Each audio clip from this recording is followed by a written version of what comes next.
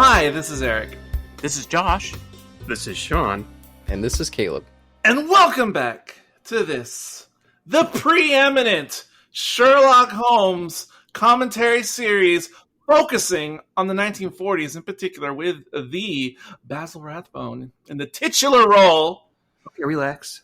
Now joining us on the cast, we called in a street urchin who works for 50 pence. He's a Baker Street regular. Yeah, I've got some info for you guys. Yeah, a couple coins and I'll pass it on. Yep, that's how I pretty much see all Canadians as street urchins. But joining us for the first time on this podcast is Caleb.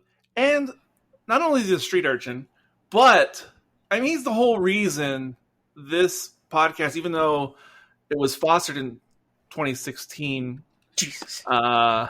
The only reason it ever came to any feed really has to do with the street urchin in the room and not the three old guys. That's true. Thank you, Caleb. Yeah, just so you know, it's not like somebody emailed us and said, "Hey, can I buy on your podcast?" No, it wasn't like that. It's Caleb wanted us to start this again, and he does all the editing as well, which is a pain in the ass. I think he enjoys it. I think that, Caleb, you're a masochist. I am a masochist, absolutely. And yeah, so here we are. Yeah, and I will say I wasn't planning to come on with you guys, but you wanted me to come on for this one, so here I am. Well, we deeply appreciate your efforts and your work because we're just lazy. So yeah, I think Caleb must be a big fan of Field of Dreams because instead of like requesting to be on our show, he built the show. He did, essentially, and we occupied it, and then we said, "Okay, fine." Yeah, he built it in a field. You know, he took down all the corn stalks and stuff like that. Yeah, and then the ghosts of Podcast Path came out of the cornrows. Yeah, exactly. All right. Well, we are. Oh no, I've lost count. We've done enough of these now that I've lost count. Are we on the 6th in our adventure? I think it's the 7th. We start 1944 at this point. So the last one, Face's Death, was 1943. The Spider Woman. And by the way, not the only Sherlock Holmes that's named with a woman in the title. Mm-hmm. Sherlock Holmes, you know what's funny? On my screen it says, Sherlock Holmes in the Spider Woman. Mm-hmm. Yeah, I noticed that too. Oh, no. Somebody wasn't thinking well over there Somebody wasn't thinking clearly. Hey, he did seem charmed by her. Maybe, yeah. I mean, technically, if you watch this, it's not Sherlock Holmes in the Spider Woman, although that's funny. It's actually just called The Spider Woman. Okay? So we ended Sherlock Holmes Faces Death, and now we moved into where the title doesn't actually have Sherlock Holmes in it. It's like the anti-Doctor Who and the Silurians. Okay? All right? So we made it to there. And this is, as I said, the first from 1944. Also, the shortest Sherlock Holmes movie. So yeah. Clock's at 62 minutes, but according to Wikipedia, it actually released December 10th of 43. That is a complete lie. Wikipedia is off. Josh was there. Josh was there at the premiere. I'm telling you right now, that is not true. This movie it is a lie. I think how you're like, that's a lie. That is a complete and utter lie. Okay. If you say so, I have no other sources. You're gonna see when this movie was created. Well, I will say though, I think a lot of the copyright dates that appear on the movies on the disc are suspect because there have been some that we've already watched that were incorrect. Yep. So that can't be our proof, one way or the other. No, on the movie it is proof, but if you're looking at Wikipedia, it's definitely not proof. No, but I'm saying there's movies that we've already watched in the set that had the wrong date on the title cards that were presented. All right, so let's just see what the movie says, okay? From my understanding is this came out at the beginning of 1944. No, I understand. I'm just saying that there's been incorrect title cards that we've seen already in the series. That like where did you see incorrect title? I can't remember. It was one of the ones we've already watched. That it said copyright, 44 or whatever. And it obviously wasn't 44. Why was it obviously not 44? Like, can you tell the difference between a 1942? Because it was a movie that preceded this one, obviously. So it couldn't be 44. Okay, I'm confused, but it doesn't matter. Let's jump in. What do you say? 1 + 2 + 2 + 1. Okay. Yeah, I'm at timestamp 0. Let's jump in. Are you guys on the DVD screen? I'm on I'm at timestamp 0, but on the DVD. Okay, so I'm on the again. I have my. Do you guys have your legally purchased Blu-rays or DVDs for the complete Sherlock Holmes collection? Yes, I do. Okay, good. 14 films, $38. Thank you. Because I can't navigate these menus, I've hired a young Gen Zer to operate my controller for me. Good for you. Good boy, good lad. Yeah, they don't need much. Like $2 an hour is enough. So It's a standard rate, yeah. standard rate. I get 0.0000009 Bitcoin is what he. That's acceptable as well, yeah. That's like $400, Eric. What you just said. God That's like damn it. $400. God damn it. Okay, so Sherlock Holmes Inside the Spider Woman is the title. We're gonna press play on that in 3, 2, 1, play. Okay, little delay.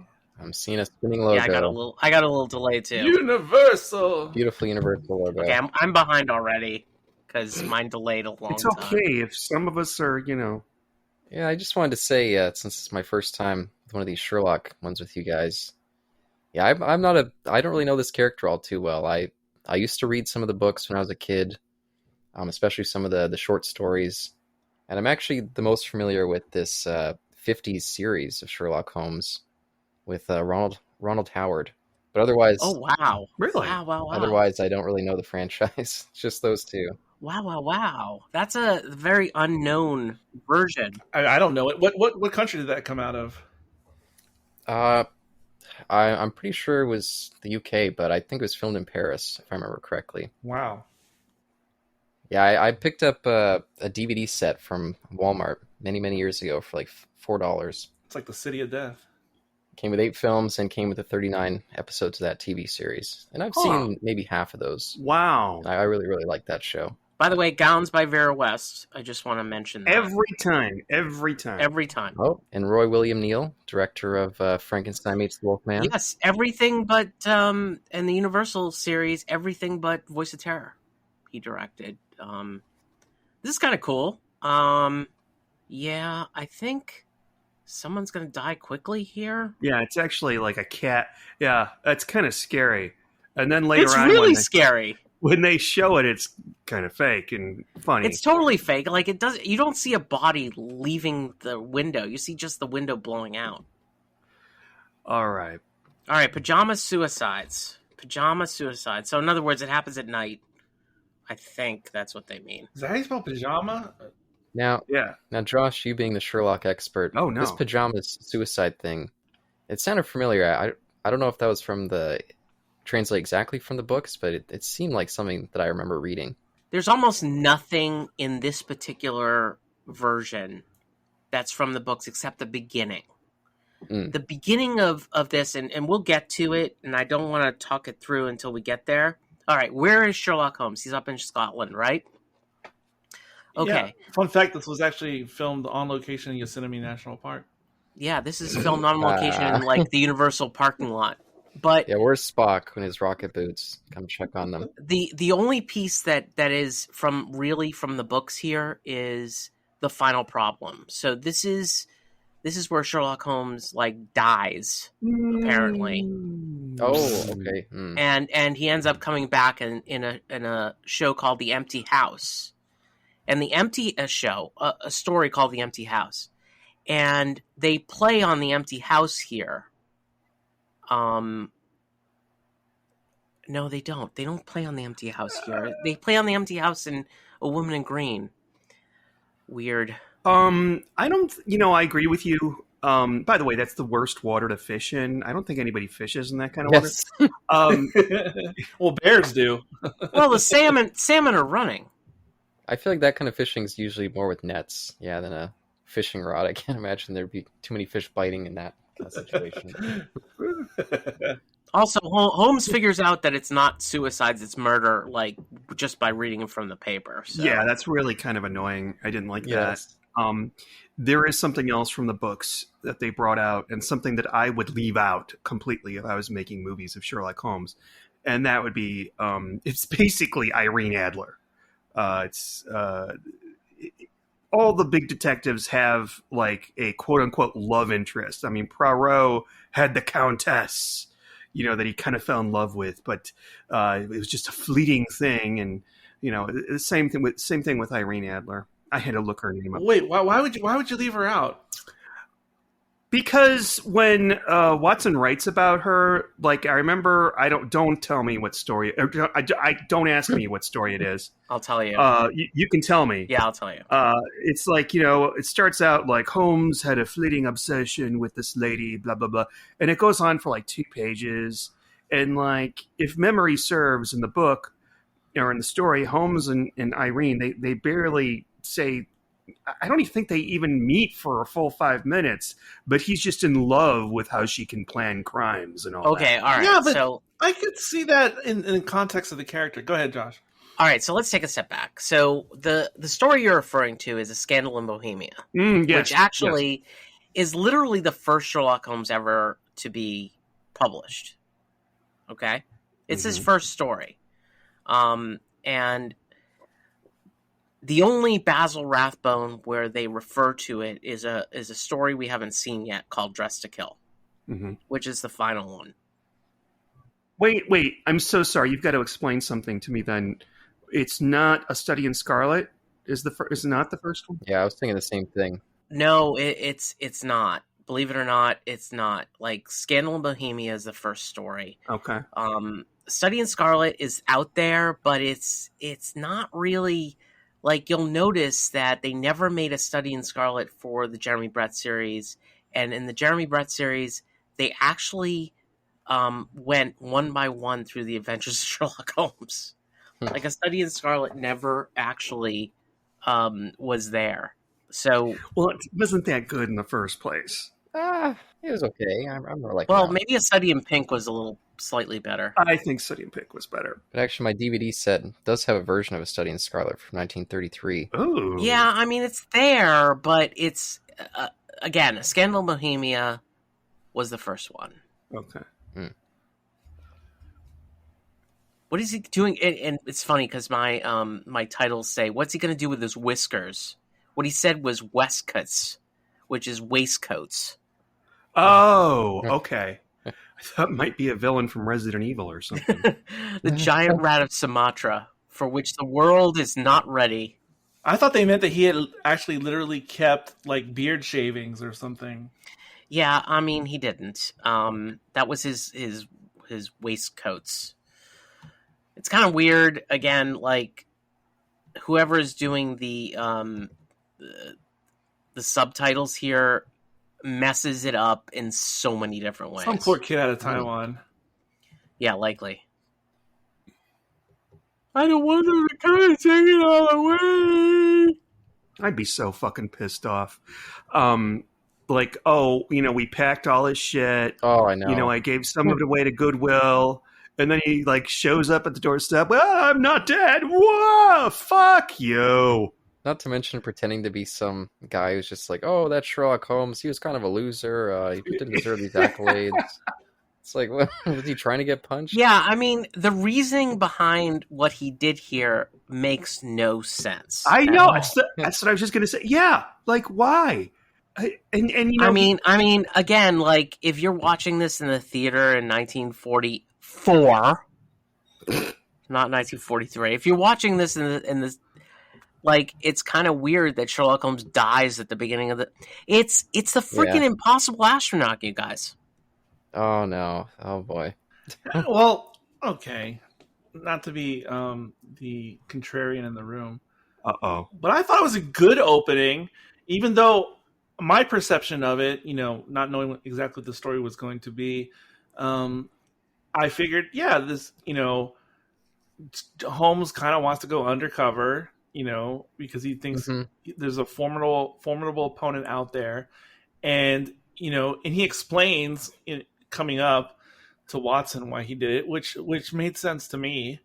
And so I thought it was to give him the upper hand in this upcoming challenge. Yeah, but why didn't he do it? Why didn't he do it like before? Like, this is not that formidable opponent.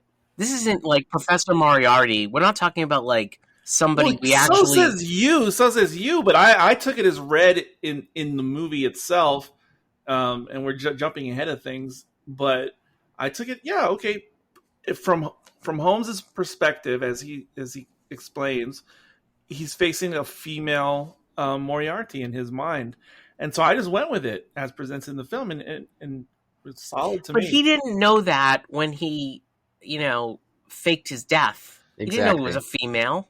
I don't know when he came up with that perception. Yeah, exactly. Like there's no. Yeah, the point that he decided to do it, he had so little information. It would work if he had more. He had so little information. Like, it felt like guesses. There were no explanations as to how he figured out these suicides were murders, how he figured out was female. Now, this isn't in the movie. This is just in my headcanon. But in my headcanon, Holmes had already been contemplating this for days, if not weeks, prior to the fishing trip. We were just catching him at this time, and he's been well aware of what's been going on in London this whole time. And so to me, in my headcanon, it completely makes sense. And I just fill it in. I know they didn't show it in the film or anything, but I'm just trying to treat it as if this is based on a, real happenings, a fully fleshed world. So that's why I'm filling that part in. You know what? If they had this, if they had extended the movie beyond 62 minutes, maybe this would be... Yeah, but I don't think it needs to be said. Oh, God. You know what? He just hit him, and he landed on the side of the table. Yes. Yeah, I saw that too. I was like, ooh, that's a bad landing. But I'm also curious, was he spreading it around that he was having these health issues and he was leaving crime? I mean... It seemed like maybe that could have been the suicide or the death instead of this random one. I didn't know why that was introduced either. Yeah, again, like it's just to put the moviegoers off their, And I think this is one of the better ploys that they pull. Well, it was pretty good. The one where they were sneaking the what do you call it? The spy, the defecting spy. That was a nice turn at the opening of the movie as well. Again, he's like, I had to come back from the dead to stop you. It's so freaking funny. Like, come on, dude. I like the line that Watson has to Lestrade when Lestrade says, "Oh, I'd still be a sergeant if it wasn't for Holmes." Mm-hmm. And Watson says, "It would have been nice for you to say that to him when he was alive." Yes, I like that too. And I will say, I think this Lestrade feels a little bit flat, at least in this movie. I was kind of surprised. Well, he tends to... Yeah, I mean, Caleb, he tends to be a very comedic character. Mm-hmm. Like, he doesn't, come off as a very a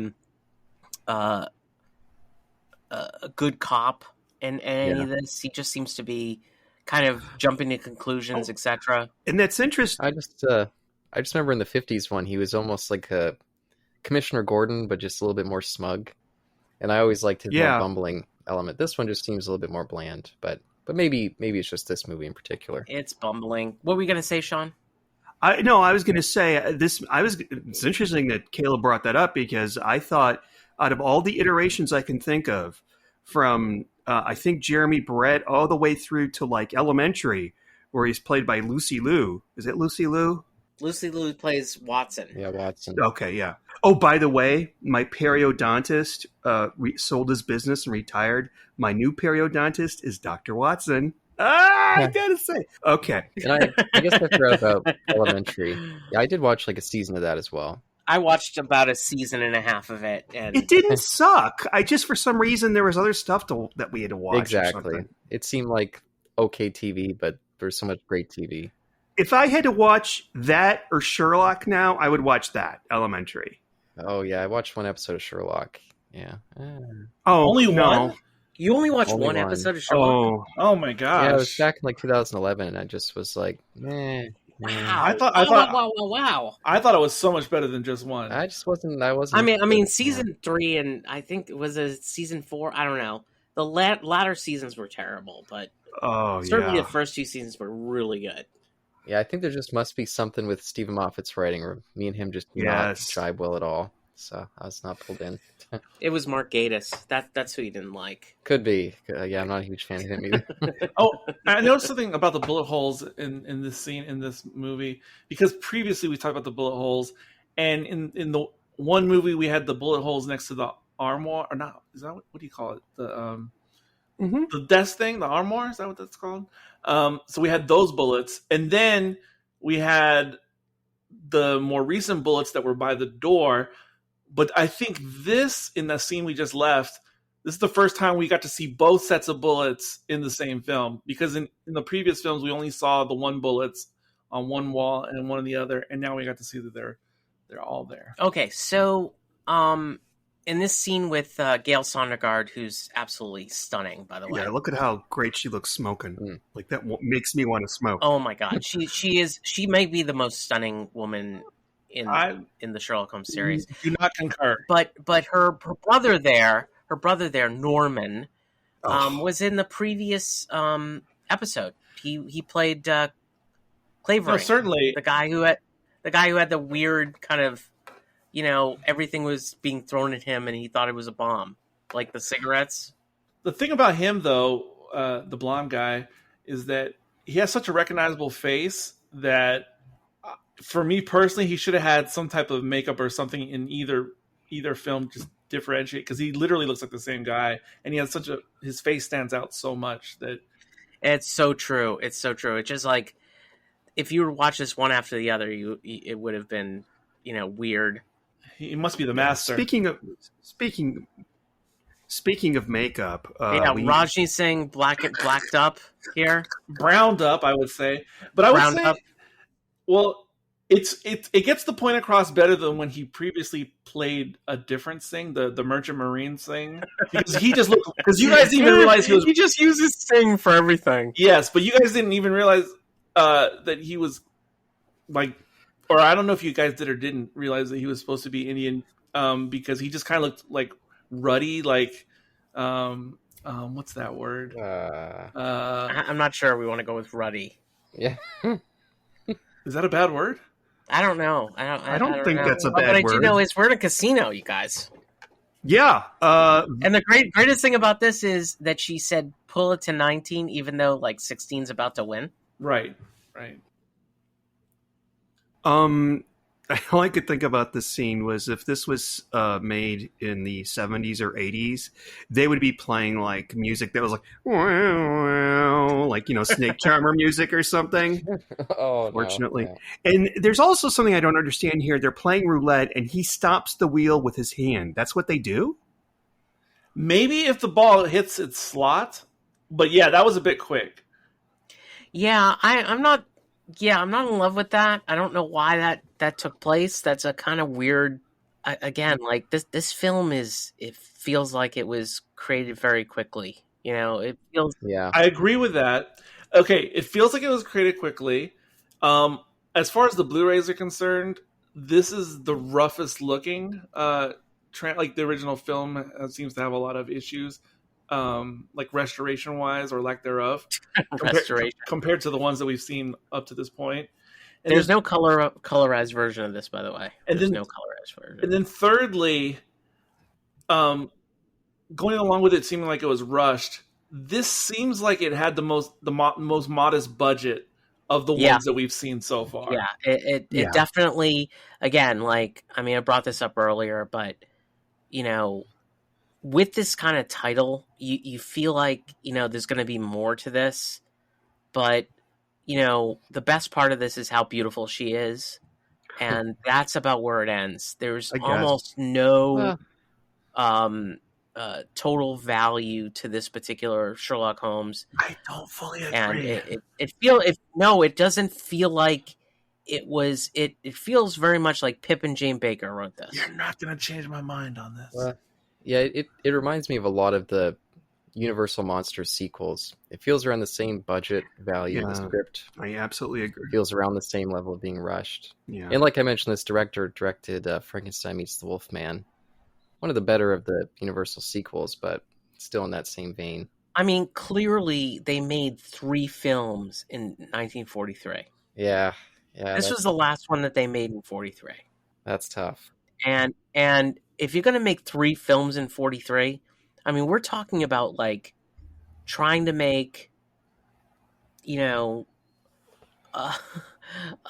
trying to make 3 movies in 1 year is really, really difficult. And this one felt like it was rushed.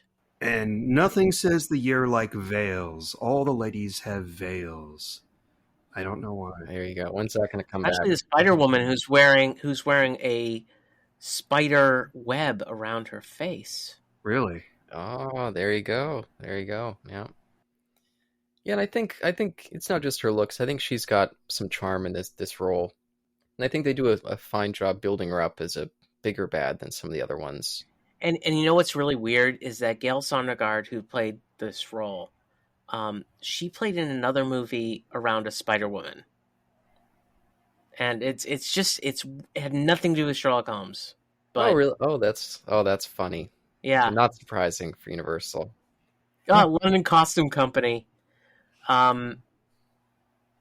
Yeah, so why did he have to show up with his arm being like this? Because so later on she could find out that Yeah. he doesn't have a broken arm because No, I kept wondering the whole time. I was like, why is his arm in a sling? What is it? Yeah, it's just an excuse.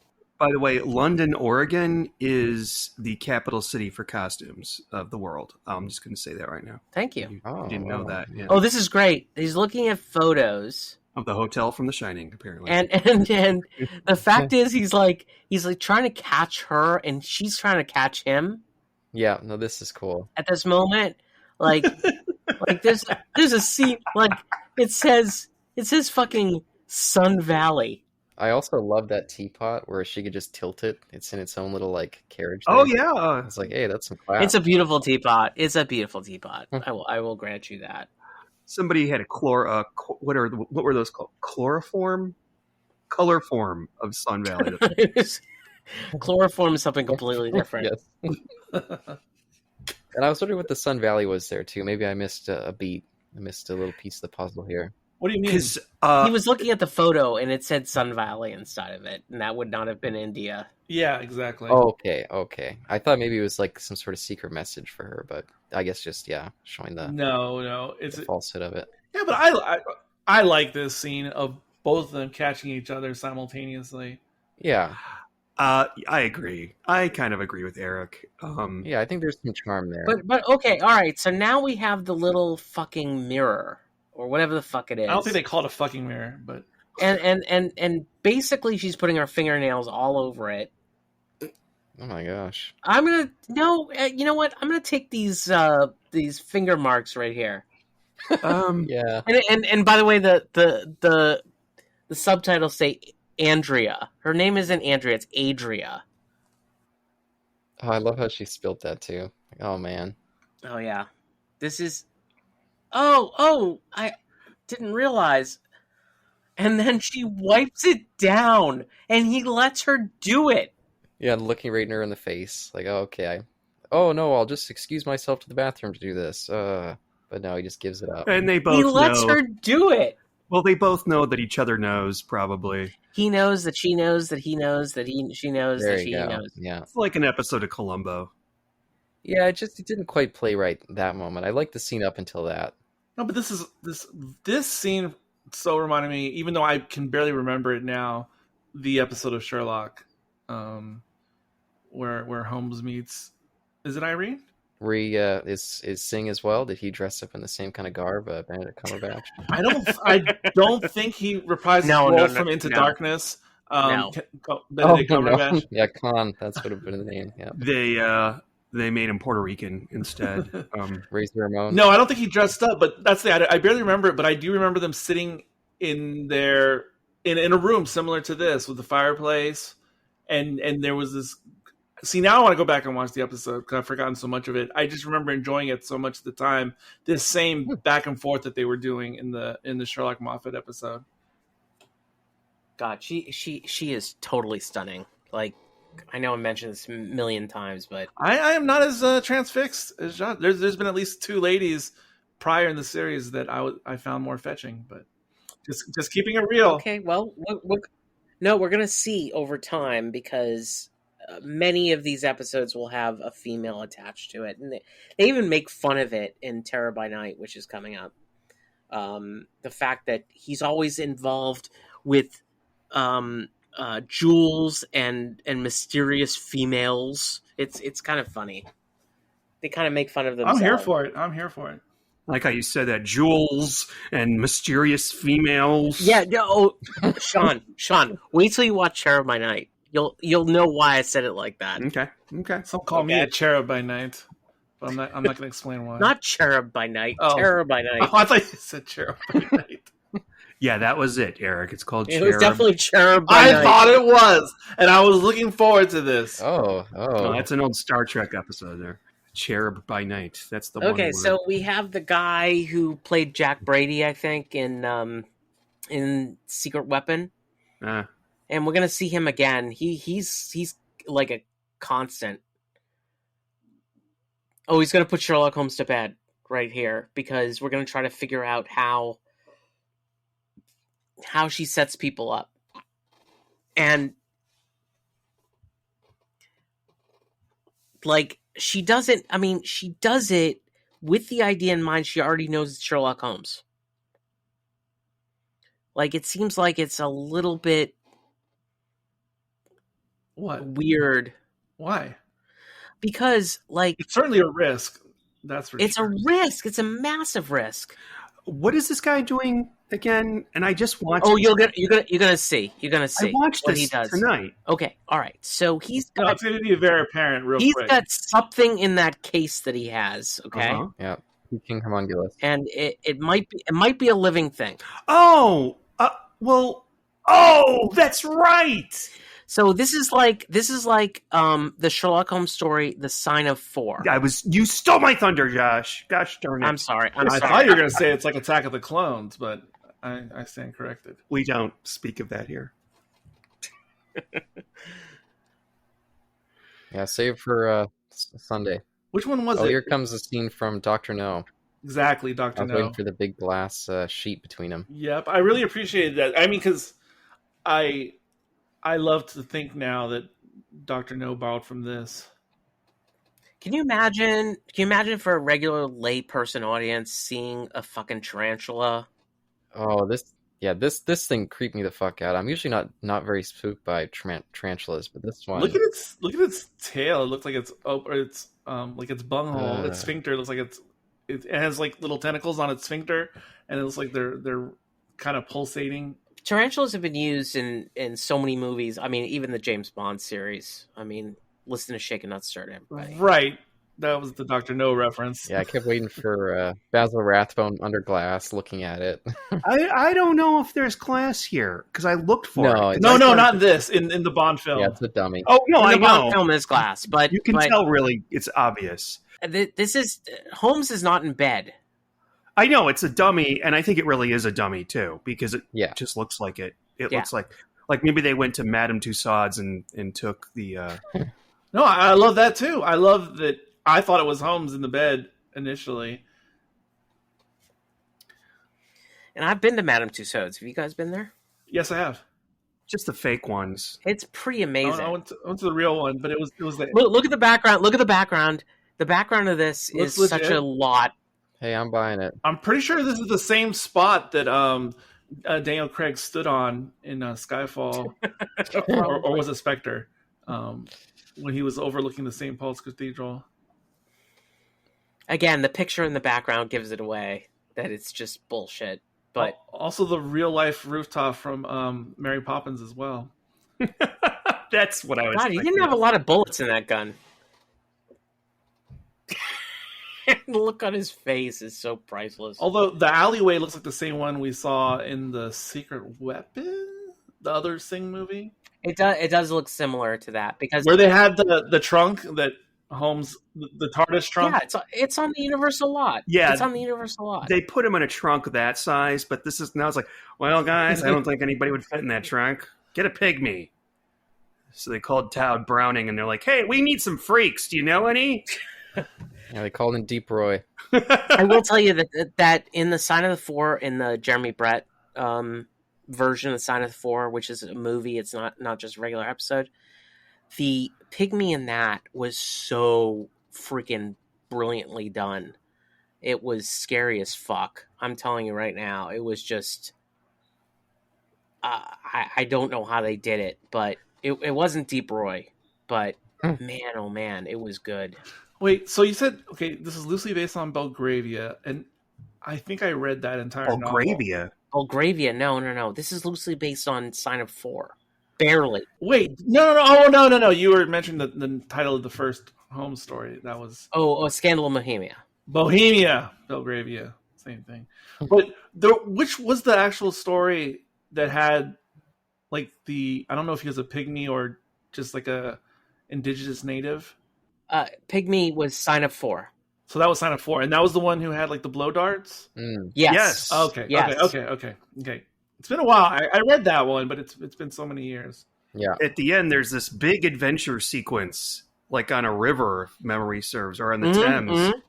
And yes, it was okay. It didn't age really all that well, but interesting. But do you remember the face on that pygmy? Holy crap! I remember he did talk about it a lot. Yeah. By the way, like watching Watson think it's Holmes here. This was a great scene. For about 1 second, I thought it was Holmes too. But as obvious that I was in on the joke from the get go. Yeah. But as much as I was in on the joke, when there was the reveal and the way Watson played it and played the whole scene, I genuinely LOL'd, like literally, and that's probably the first time that's happened as I've been watching this series. So this gets points for me. By the way, the gentleman that plays Gilflower or whatever his freaking name is, he's in the next movie, and he has a very, very large role in the next movie, Scarlet Claw. He's with that beard is fake, and you'll see that in the next movie. Right. I mean, I could tell that, but yeah.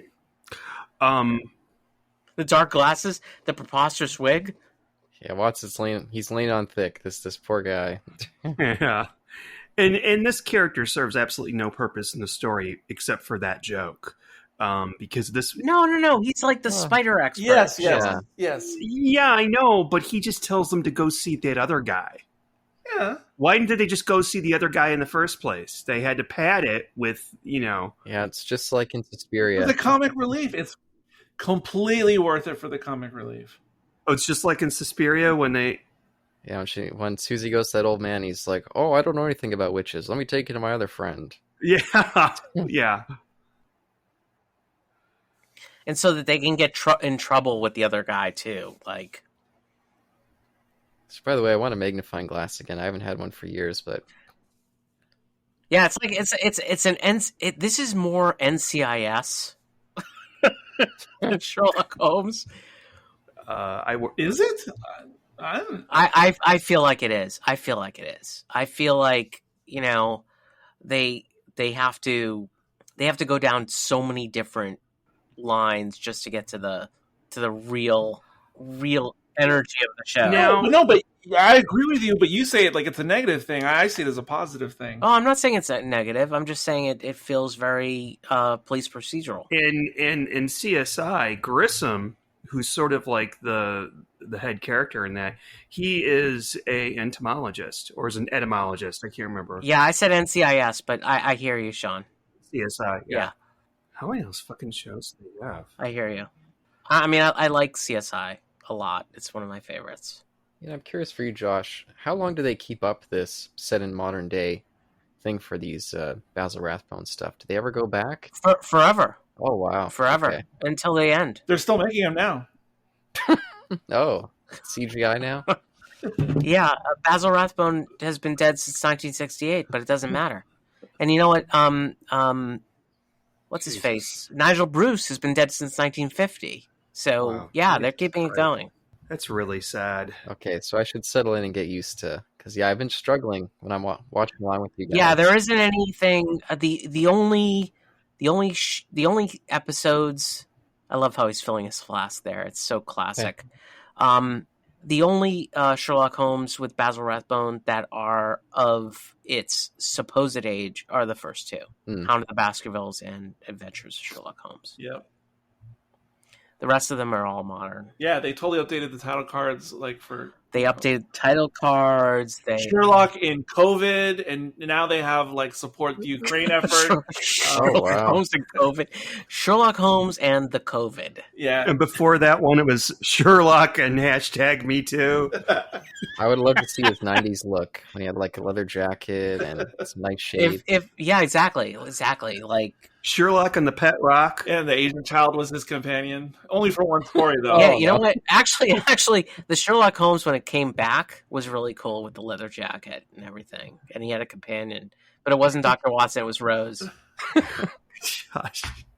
No, you know what was cool about Sherlock when it came back? I'm sorry, we're going back to that, but remember this? That was the first time I think that when someone sent a text message, they would show it on screen. Oh, in television, that was certainly because a few movies had done it up to then. Oh, really?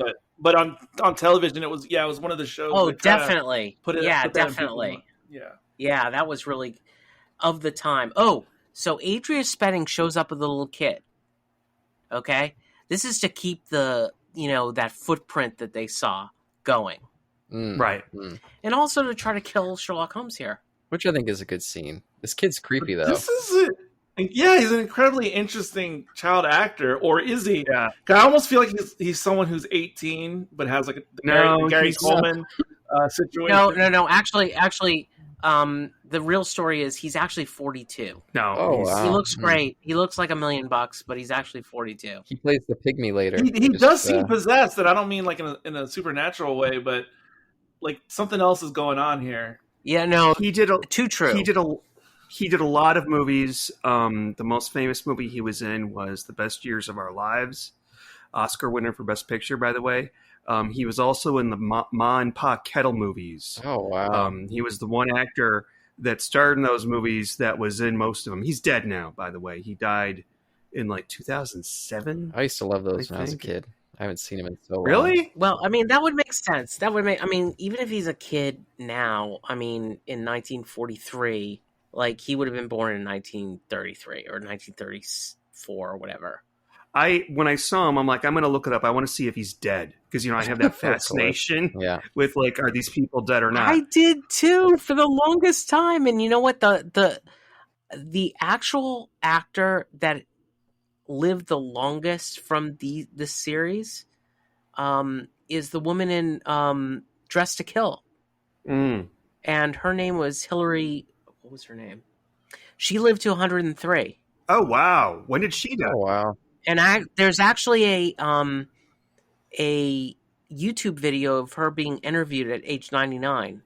What was her name? God, I can't remember off the top of my Was head. it her just saying, "I want to die"? Oh No, she looked amazing. Yeah. Sean, once I get the name, I want you to go look for that YouTube video. She looked freaking amazing. When did she die? Like in 2019, 2018, 2019. Okay. Wow, that's crazy. Okay. Oh, I hate this kid's feet. Cover those up. How rude. Oh, I didn't even notice that because the way that my little desk here is. Why? The way he's like popping his toes. I can't stop looking at it. It disturbs me. His face. Look at his He looks face. like Yeah. one of the.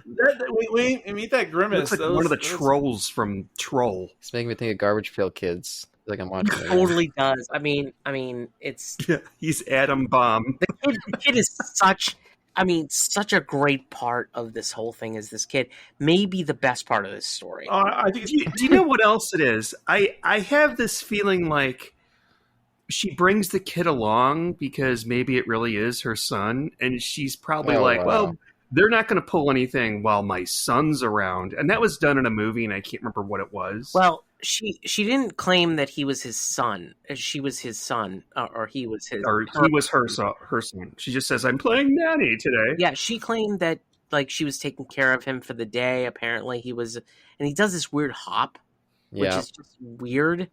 He's catching flies. I was waiting for him to eat one of them. He's catching flies like a spider It child. says on IMDb. It says on IMDb that he eats them, but he doesn't.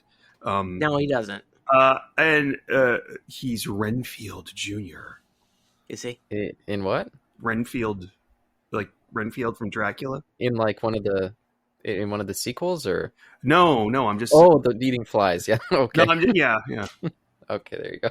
yeah, Caleb's a literalist. Okay, so the American Candy. This is so great. I mean, by the way, there's another Sherlock Holmes where, again, this is like an amalgamation of other Sherlock Holmes stories called Sherlock Holmes and the Devil's Foot, where it is a dangerous African poison that makes you want to kill yourself, etc. Or it's such a it's such a terrible trip that you want to die. And so what they say in the story is that what he's putting in the fireplace is Devil's Foot, and that's just that's a callback to another Sherlock Holmes story. Such a thing does exist. I believe it's somewhere in South America. There's an ant that if it bites you, like the pain, it doesn't kill you, but the pain is so terrible that you want to die. Well, that's the whole thing about the spider. And I don't see. I was gonna mention that. So her plan is that, okay, I'm going to list all these people. I've got the guy that brings the pygmy. I've got the pygmy that goes in the air conditioning duct, and the pygmy has a spider, and the spider is there, and the guys are so freaked out by the spider that they jump out the window or shoot themselves or whatever. They're not freaked out by the spider. They get bitten by the spider, and the spider causes them to want to self-destruct, let's just say. Please forgive me, I did not get that part. Okay. By the way, I love that cigarette case she had with the spider on it. I was like, damn, I really wish I could get that. By the way, right now it's coming out of the fireplace, like this Devil's Foot thing. And he will diagnose it later, but again, like we're talking about a story that was built in the 1940s that is built off of several different Sherlock Holmes stories in the past. Yeah, I'll say when Watson started coughing, I was like, oh, is he just coughing? They're shooting so fast they have to leave it in. Stupid of me. I should have caught on faster. I would have been like, Watson's coughing. He's got cancer. He's going to die at the end. That's whatever. Or like the fact that they're just like, not. Yeah. They're not having hallucinations. They're just like high on weed or whatever. I mean, at this point, like in the Jeremy Brett story with Devil's Foot, it's just frightening as hell. Yeah, I was also surprised it took Sherlock a bit to catch on. I feel like he should have maybe caught that a little bit quicker, but maybe not. I don't know. I mean, I agree. But again, like this story relies on, scaring the fucking audience. Yeah. More than anything else. I mean, if you put that spider in the room, how do you know the spider is going to go straight to the human being and bite him? Hey. I mean, spiders just don't do that. Well, apparently the Lycosa carnivora, which is what they called it, which is bullshit. They explain this in this, and I don't remember. I mean, they basically said that it goes for the human regardless. It goes for whatever the animal is and tries to. Okay. It's like a shark in Jaws. If it sees a person, it just wants to get him. Yeah, the other thing is, like, he brought him. He threw a shoe at the window or whatever to break the window. Why don't you just take him out of the room? Yeah, I thought that too. I liked him throwing the shoe through the window, but I was like, why don't you take him over to the glass? The fresh air. I mean, what if one of them just falls right into it? They're so stumbly. Yeah, like a. And next thing you know, it slits his throat. Well, that would be an interesting. Yeah, like an Argento film. Interesting turn. Yeah, it's not a giallo. Sherlock Holmes. Then we just cut right to the funeral. Yeah. Argento does Sherlock Holmes. Yeah, this is where he says it's like the Devil's Foot. Oh, this train rocks a little, unlike the previous train we saw in Washington. I like that. Yeah, that wasn't a great train. Yeah. In other words, the Devil's Foot. I just like they threw that in. They just hucked it into this story. I don't remember that story. I love that picnic basket with the whole like utensils and cutlery. I used to have one. My parents used to have one just like that. Oh, really? I've never seen anything like it in my life. Oh, here's the Matthew Ordway thing. Okay. Look at this cool looking. It's probably a facade, but it almost looks like it's a facade. It's a facade. By the way, when it showed the insects there, it reminded me when Watson was yelling at the guy that Sherlock was dressed up as, like, "You insect, you worm." He's beating him up. I was like, damn. Yeah. That's the way he talks to the underlings. This is really good. He's obviously in the room right above the door there. Looks kind of funny in that shot. But it's so freaking hilarious. It's like the Romeo. door looks Exactly like what I it's was smaller. thinking. It's smaller than the characters. Look at the door. Yeah. Like, Eh, and this is supposed to be a 2-floor house with a basement, I guess. British standards. oh, one of those doors. I haven't seen one of those in forever. In real life, I mean. You're in the line of fire, right? Okay. Have you guys ever seen one of those doors that opens like that? Like, what was even the purpose of that? Not on a front door, but certainly interior doors. Yes, like in schools and gyms and other places. Oh, yeah, yeah. This looks like Dr. Doolittle's house. Oh dear. Oh my god. Don't bring that up around Eric. This is- Don't. Me too. this is- Hashtag. don't bring it up around yourself. But this is not like Dr. Doolittle's house. It's not busy enough. This is an unusual house. I will give you that. It is unusual. man. Let's but- just say that. Okay, so they go in the basement, okay?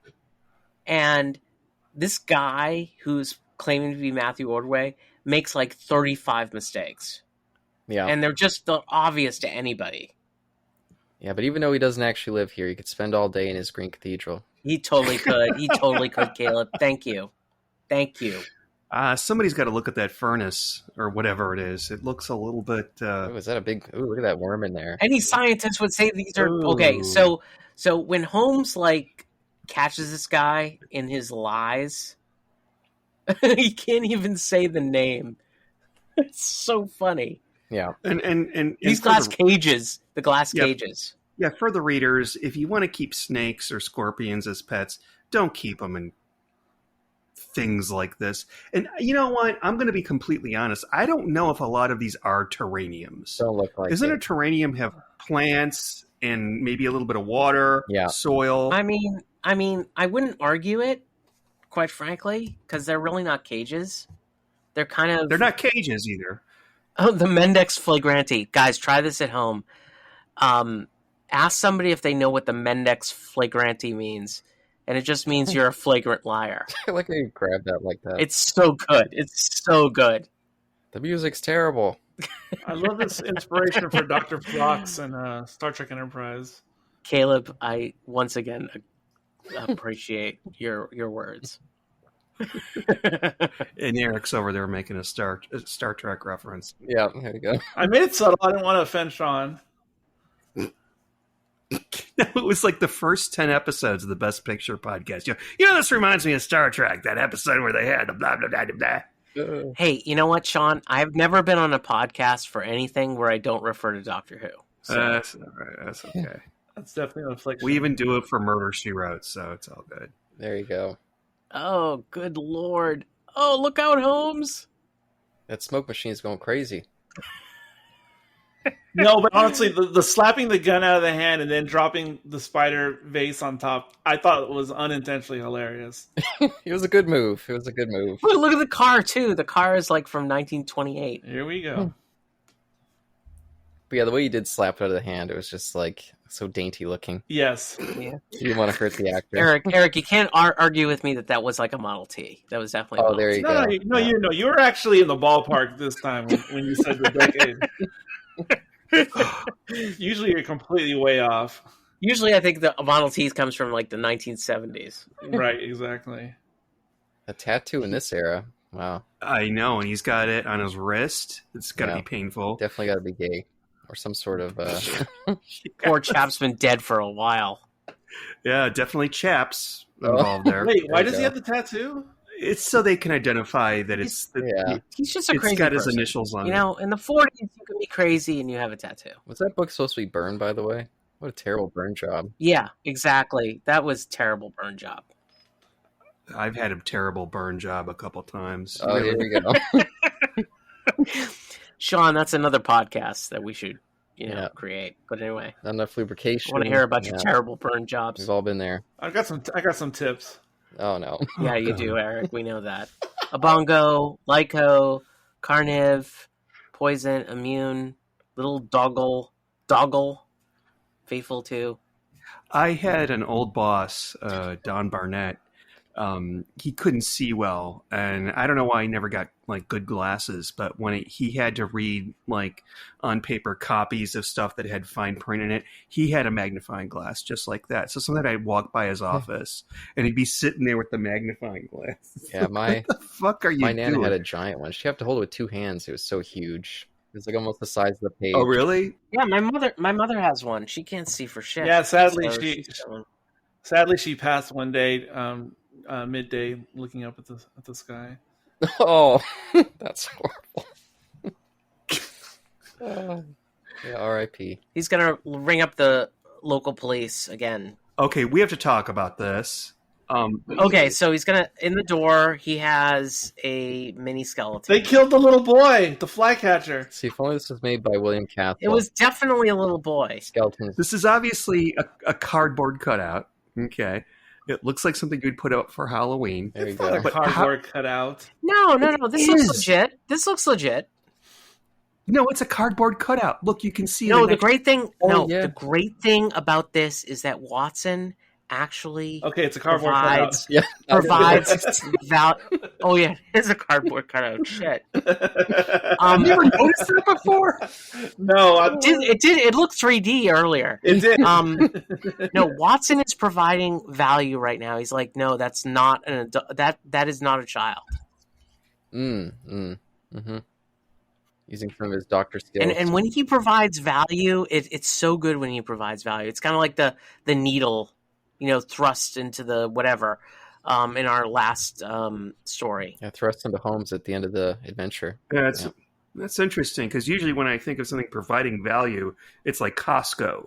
Oh, by the way, guys, story's almost over. Like this Okay. is the denouement. I just don't understand if you're going to set up this whole elaborate thing and involve all these. Why don't you just go in and shoot the guy and put the gun on his? Okay, so we can talk about It's so overly elaborate. it is, but that isn't that like every James Bond and every fucking. I know, and the way that they kill. No. I'm talking about the way that they did their murders, the pajama murders or suicides, if you will. Well, they did it because nobody could ever tell that it was the spider poison. You know what, Josh? I'm going to put this right here. Oh, You have to stop. You're throwing it right You have there. to stop standing up. You have to stop standing up for this episode. Okay, I'm I'm I sorry. have literally I'm never actually- stood up for this. I don't episode, think he's been but okay. standing up for this episode, but I'm actually poking fun. I'm just waiting for Rossini and the Masters to show up. I don't know about you guys, but Did you say Rossini and the Master? what was the Like, what's the guy's Did name again? did you just put together like Mask of Mandragora and like Deadly Assassin together? No. Terror of the Autons. I can't remember what that Yeah, guy's Terror name of was. Oh, Rossini. I know what you mean. Okay, so that was the Terror of the Autons. Okay. Yeah, where's Toberman too? His little Lion Man outfit. Toberman. Oh, there was a big African American. No, I can't say this that. is so crazy. This This so, is crazy. This Yeah. shooting gallery. There's a spinning swastika off to the left, bottom left. Yeah, It's hilarious. yeah. It's the shooting gallery is like seems to be like way beyond the production value. Of This is. I mean, again, like let's go back to 1943, 44. She takes off an arm and throws it in the thing. A baby's arm too. Yeah. Well, who is that? Is that for the lady inside or is that for the lady outside? That's for the lady inside. Inside. Okay, here we have Norman again. It's not important that you drop the baby's arm. Throw him a pack of cigarettes and see what happens. Okay, It's Majel Barrett, by the way, in an early role. I can see it. Oh. Yeah. does kind of look like that We're gonna have Patrick Troughton in drag in a moment. Oh, here we go. with sunglasses on. And then there's this guy like, wow, they're buying a lot of baby toys. I'm making a killing. Your kid is going to really enjoy this. This guy looks like Dennis O'Hare, actor Dennis O'Hare. He only appeared for a Yeah. moment, but in that By the way, was one, this thing already missing an arm? Because it looks like when he gives it to the lady, like it's missing both arms. I was like, what the hell happened there? Okay, it could be. no, it's got an arm. There's Patrick Troughton. Oh, there it is. Yeah, you're right. Yeah. Patrick Troughton, right? Oh, it's got a fake nose on In him. drag. Oh. Oh man, that's unkind to both parties. I'm not sure. I can't tell without seeing the teeth. Kind of does look like Patrick Troughton. Second Doctor, everybody. Second Doctor, right there. An early role. Early roll. Down the passage. I mean, they've got a huge outfit going on here. I mean, there's a lady working in They front. totally do. Oh yeah. Like the spiders, the fucking Matthew Ordway bullshit. Speaking of Bond, this like Live and Let Die. Yeah, everyone around here. Oh wait, Tara Fang Rock right here. But also, Patrick Troughton kind of looks like, what's his name? Damone in Fast Times at Ridgemont. Oh, two of you guys haven't seen Fast Times at Ridgemont High. Terrible I've movie. seen it. Not a fan. Remember Damone or whatever his name was? The Yeah, guy? I remember Damone. It looks like him. Patrick Troughton does. Really? Yeah. So I don't know about that.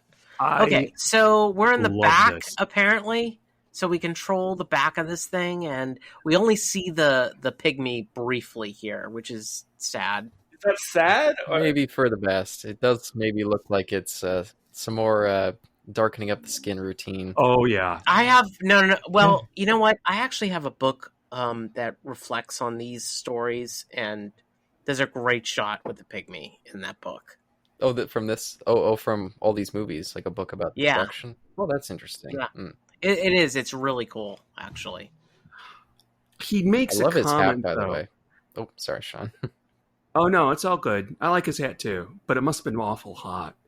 But he makes a comment. Oh, that animal in the box. Yes. I'm like, whoa. I was like, okay. All right. Oh, it's not the worst thing that you'll hear in these movies. Yeah, it's still, it is a little bit showing at the time. And same with, all the Hitler stuff in the... Oh, boy. The Hitler stuff in the background. I think there's even a wig. I mean, 1943 was exactly 80 years ago. There he is in all his good glory. I'm sorry, I'm probably ahead of behind you guys, but... Also started Vengeance on Varos. Nabil Shaban, an early role. Why are y'all laughing like that? It's because it's Nabil Shaban, who's not black. Nabil Shaban is green. What is his nationality? I don't know. His nationality is like anti-Israel. That's all I know. Is it Persian? Yeah. And also Neil, he's also not dead like the guy who plays the pygmy is. And how do you know? How do you know the guy in the pygmy? It's wild an guess. IMDb miscast. It is Nabil Shaban. Sorry, it's Shaban's. No, it's Deep Roy. Deep Roy Shaban the Elder. Deep Roy was like 2 at the time. I don't think Deep Roy was even alive. I think he might have been alive at this point because no, he was alive definitely. Yeah, I mean, Really? he was born in the 40s, I believe. Yeah, Deep Roy was born in the 40s. I think late 40s though. Probably He's not that for this old? movie. Wow. I will say, I was enjoying this movie quite a bit. I do think this climax is a little bit strange, though. And we spend so much It time... is. Climax is really dumb. Yeah. It's up there on the list. I kind of find it very charming. I don't mind. You find it charming that they basically, instead of taking a gun, putting it to Holmes' forehead, and shooting. Yeah. Yeah. They put him into the... I know Jamie Kennedy. I know. But, or is it Seth Green? I can't remember. But the thing is that like he knows like fast. You've got these two wimpy guys pointing a gun at him, and they're not even pointing their guns at. All he has to do is wow, like just two, like that old guy earlier. But I know why they did it. It's okay. It's kind of cool. And then to have Watson being the one that and Watson, by the way, claims to be one of the best riflemen in England. I mean, when I was a kid, like I appreciated this, like I liked it. It was going to be Watson that actually killed Holmes here. Mm-hmm. I like that. But as an adult, I'm like, I like the fact that they're just standing there anxiously. Oh, sorry, Sean. Why didn't he? I mean, I would try to get that thing out of my mouth first.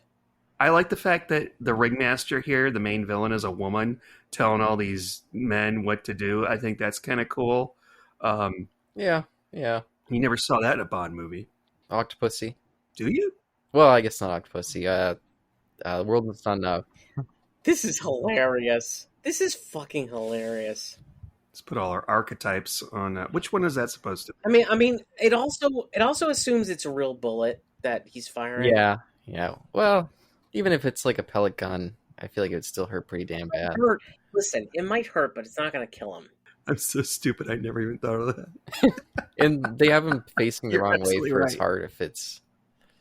Yeah. Isn't your heart your left? Oh, I guess he is. Oh, I Wait. thought he was sitting facing the other direction. Yeah, you're right. Yeah.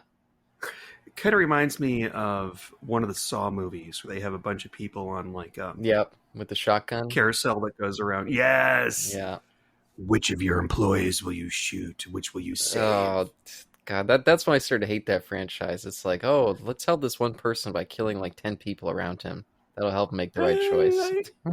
Well, but he was an insurance adjuster, or he worked. Hey, his employees didn't deserve it. They're just trying to do their jobs, He's better with an elephant gun, by the way, which There you is obviously a reference to Talents of Wang Chun-Ang. Obviously. And how's he, by the way, tearing this rope apart? Is this really cheap rope, or does he just have sharp nails? Maybe he's got that one. Oh, No, he's got the machinery. He's putting it into the machinery. Oh, okay. there's a cog or a wheel or something. I thought maybe he had that one really long cocaine finger, and he was just dragging it along.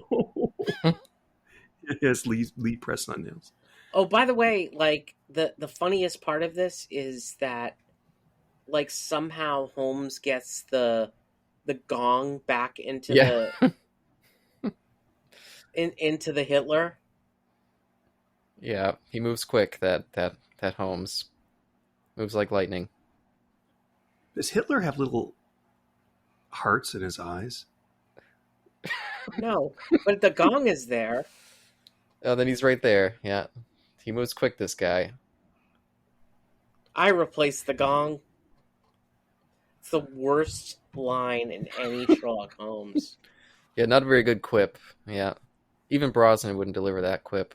Yeah, I think Do you know what's brown and smells like a gong? Or, I'm sorry, sounds like a gong? What's brown and smells like a gong? Dung. Oh boy. Yeah. I love how, like, Sherlock, so you don't have to put handcuffs on her. Just walk arm in arm like you're walking my baby. Look at this. He looks very, very excited to be with her. Yeah. Oh, Like she's going to escape. He's going right to the newspaper. Like, I'm going to have fun with you. Take a picture with all that stuff all over him. Give me the credit. From God almighty. This thing's over. I mean, this thing took, 20 minutes? Hey, they wrapped it up quick. They knew they didn't have too much here. They wrapped it up with this particular scene very quickly. Yeah, What happened to Rajni Singh, I wonder? No, never mind. Yeah, he's back home. Rajni Singh. Well, Yep, she deserves. I mean, this is the best line, I think. what's that he says? This is the best place to commit a murder, in the middle of a crowd. And I agree. For all the murders I've done, it's been in crowds, and it works. Oh my Just goodness. saying. Oh my goodness. Who is the best? Okay, here we have to have our war bonds at the end. Who is the best murderer for killing people in a crowd? Do you know who it is? This is true. Think of a movie villain. I can think of two scenes where these guys killed people in public when nobody knew. Laurence Olivier in Marathon Man, and Hannibal Lecter. There it is. In the Hannibal. war bonds. Yeah. You're not giving, just lending. Okay. Right, and no debt ceiling, as far as I know, back in 1943. Wow. So if you had him now, it'd be like $1 million. You'd be screwed. You'd be completely screwed because, you never know whether you're going to get your money back. So there's Well, I didn't that. buy him. Like my great grandma bought him or something. Do you know that for a fact? Or? No, my grandma did buy me war bonds, but it was obviously way after this. Oh. Was it like Vietnam war bonds? I don't know because I don't know how they work. They weren't war bonds, Sean. I mean, they haven't had war bonds since 1944.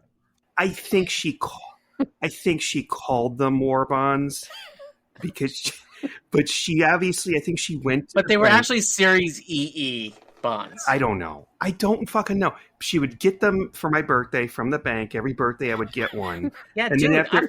I've got bonds from like my grandfather's sister gave bonds to my kids. There you go. Like they were $100 bonds, but they were like Series EE bonds, and I still have a few of them actually. You got to cash that shit in because I'm going to cash it in eventually and give the money to my daughter. But like it's like $100 or whatever. It's not that much money. Mine were like $600. That's a lot, dude. That's a shit ton. Well, there was more than one. I don't remember how many there were.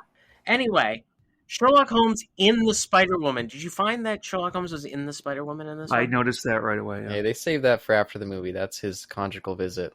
Yeah, he was charmed by her, you could tell. So Gail Sondergaard, you guys all can look her up. She was in another Spider Woman type movie. I think it was called The Return of the Spider Woman or something like that. It had nothing to do with Sherlock Holmes. No connection. But also, fun fact about Gail, she was cast as the Wicked Witch of the West in Wizard of Oz, but she turned down the role.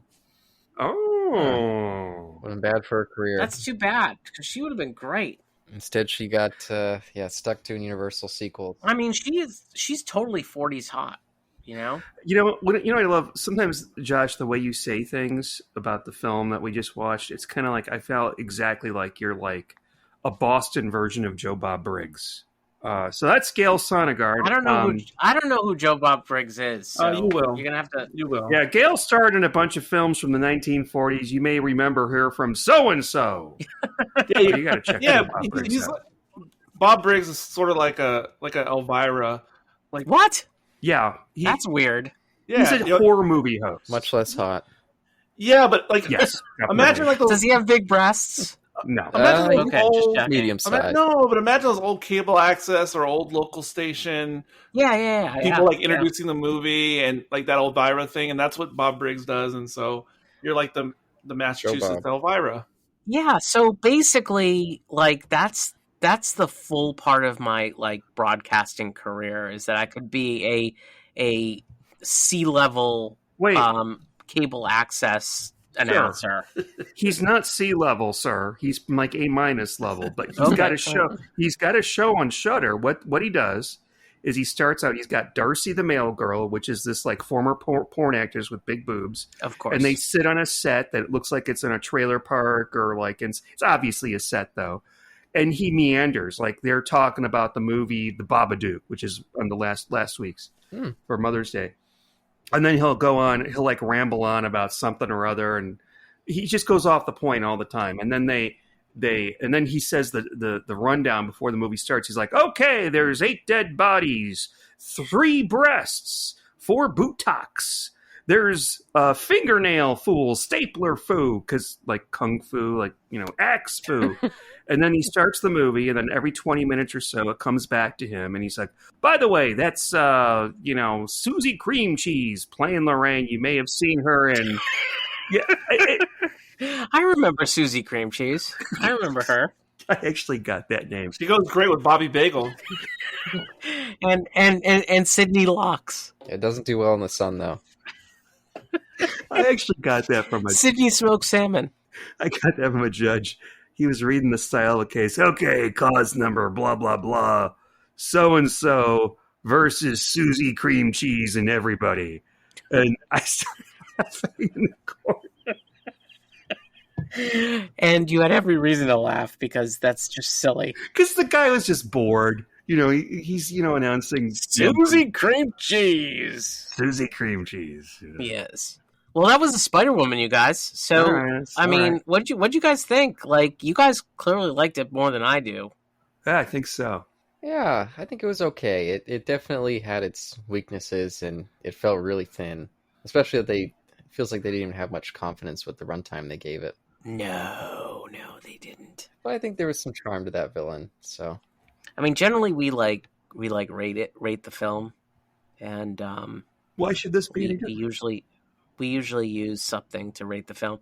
How many little hopping children do you guys to give this film? Little topping children? Hopping?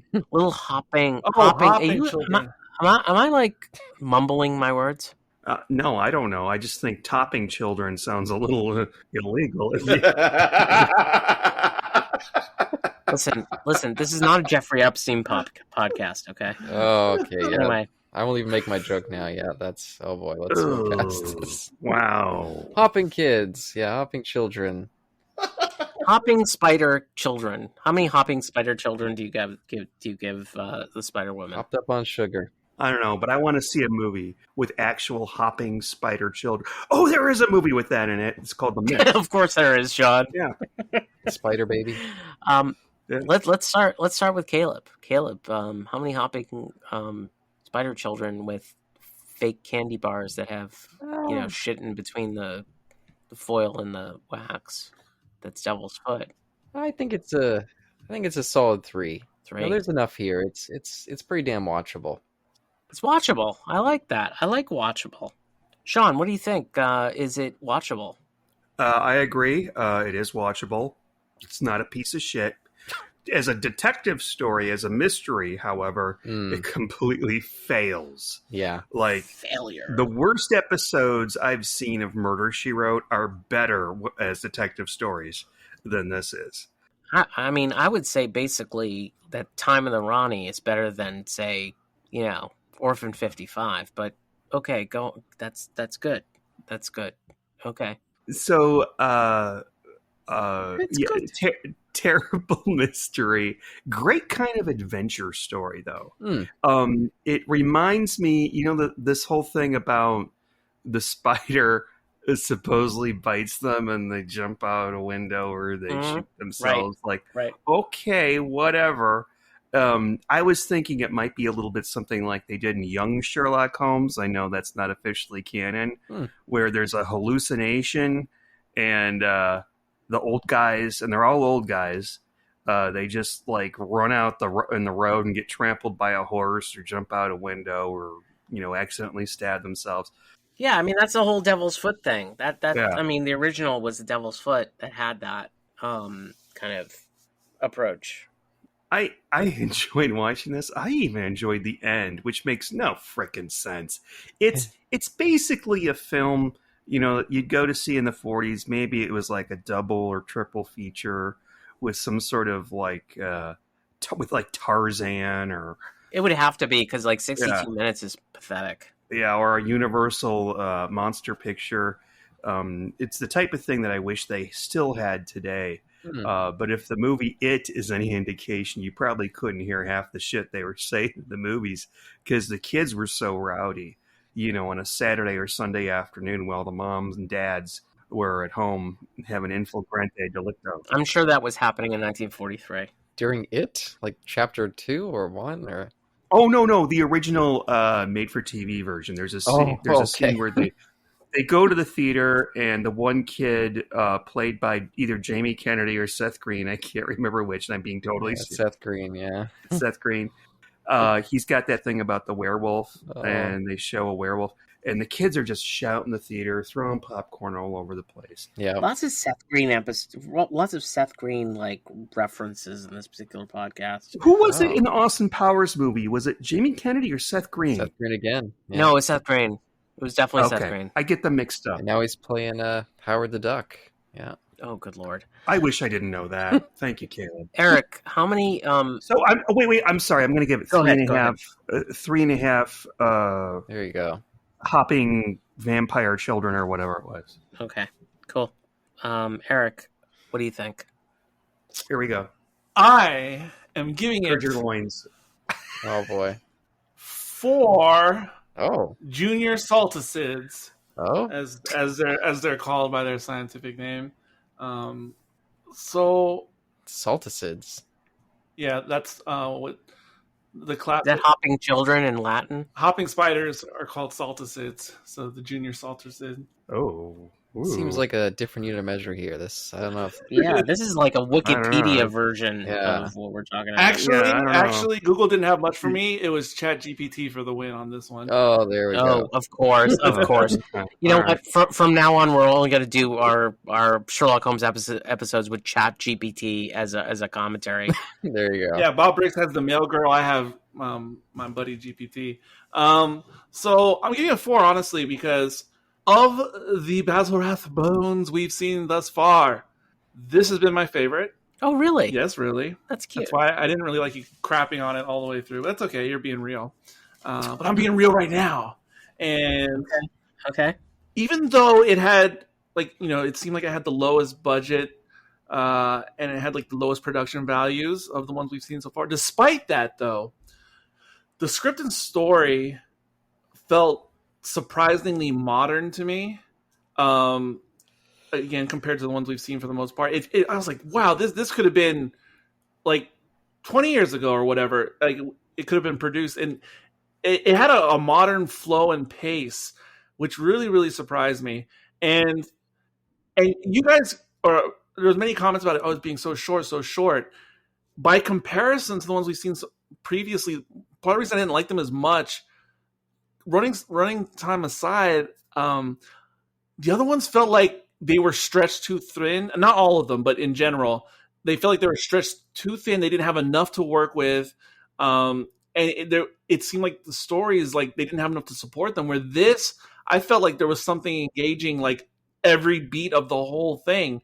There was no lulls in the story for me, which there was in most of the previous. I felt this one was just like on point, engaging. It was great. I mean, yeah, it wasn't the best mystery as you think, but that's okay. I'm okay with that. It felt solid despite its budget. You know, it made me feel like classic Who in that regard. I agree 100%. I'm not going to raise my rating, but it's a little bit like the Robert Downey Jr. Sherlock Holmes movies, which are, I remember the first one kind of liking it, but it wasn't like Sherlock Holmes. It was like an adventure story. Yeah. I find those films very enjoyable, even though they're their own thing. And this also, because of the short runtime, it just made it feel like as if the series, if it was modern times, it was transitioning into a series. It was going from it was an episode, but it was good though. It was good in the shorter. I felt, and it just had a better pace, better flow, and like the writing. Like this one actually could have been longer, whereas the other ones felt like they generally should have been shorter because they had lack of content. So this one was great. Like I feel like I could watch like a 50 episode series of this. Whereas the other ones, I feel like I could get really like tired over time if they were all generally kind of the same. That's really interesting. Yeah, I mean, I'm not going to... Listen, I love all these freaking movies, so there's no movie... None of these 14 movies I hate, okay? It's not like I won't watch Mind Warp again, okay? But I hate Mind Warp. But also, I thought this had like the most interesting antagonist so far. Her crew was ridiculous, but that was okay. That just added to like the attraction of it generally. I mean, like the faux professor, the pygmy, like the face, like it's just so, it was so ridiculous, but it like worked. It was something going on. It felt very Bond. Yeah, it did too. Even though there was some Bond feelings in the previous ones, they didn't hit right. Like they hit like Bond movies that don't land. Whereas this was more an enjoyable, rompy affair. Yeah, so I think my knowledge of the future is... Well, that's your detriment. Has been a detriment because I see like what happens in the next few episodes as like better than this one. Well, let's bring it on. I mean, when its time comes. But I thoroughly enjoyed it. Yeah, we'll definitely bring it on. I mean, the next one's Scarlet Claw, which is one of my all-time favorites. But I'll just say this. I like her a lot. She's tremendous. I think it was too short. I think they needed another scene. I think they needed another piece of the mystery for me to feel like it was satisfying. Like it's missing something in my view. That being said, like, you know, you want to watch a quick Sherlock Holmes? Fantastic. You know, it's good enough for me. But it basically deserves a 3 from my perspective. It's kind of a middle of the road Sherlock Holmes, and probably, you know, if I wasn't such a Sherlock Holmes file, I probably would say it was 2.5. It was okay. Yeah. It was okay. It wasn't great. There were parts of this that it almost felt like they were trying too hard to incorporate the original Sherlock Holmes pieces to it, with the pygmy and everything else. Nobody. The pygmy's there, but it really wasn't there. Like there was only like one scene with it. Like if we had seen more of that, I probably would have appreciated it more. It just felt like, they kind of threw it in. And just like the Devil's Foot, I think they just threw it in. So from that perspective, it just felt like I want more. I'm asking for more. Whereas the original Sherlock Holmes stories that involve these pieces, like the Sign of Four and Devil's Foot, like they were well-contained stories. This just felt like a shell of those particular stories, which were pretty good. Anyway. Okay. So should we close this out? Well, until we enter another fabulous female insectoid orifice. This is Eric. This is Josh. This is Sean. And this is Caleb. If you see a Lycosa carnivora coming on your bed. And we'll see you next time on the 7% Solution.